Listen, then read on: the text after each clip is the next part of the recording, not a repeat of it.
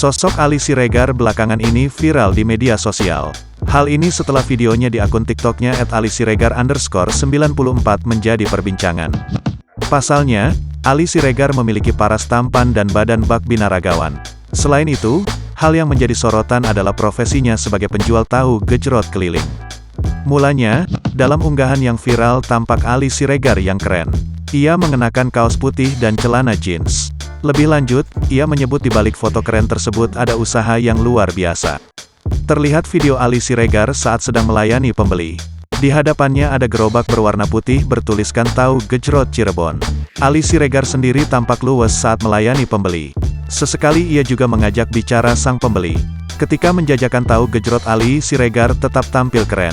Ia mengenakan hoodie berwarna putih yang membuatnya semakin keren. Unggahan video Ali Siregar pun langsung viral dan mendapat perhatian dari warganet. Banyak yang memuji paras tampan Ali Siregar. Ada juga warganet yang memberikan semangat kepada Ali Siregar. Kini setelah viral, Ali Siregar pun mulai muncul di acara TV.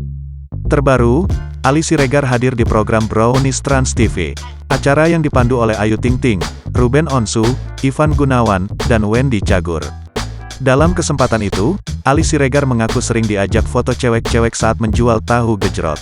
Sebelumnya, kepada Ruben Onsu, Ali Siregar mengaku jika sebelum menjual tahu gejrot dirinya menjual baju online.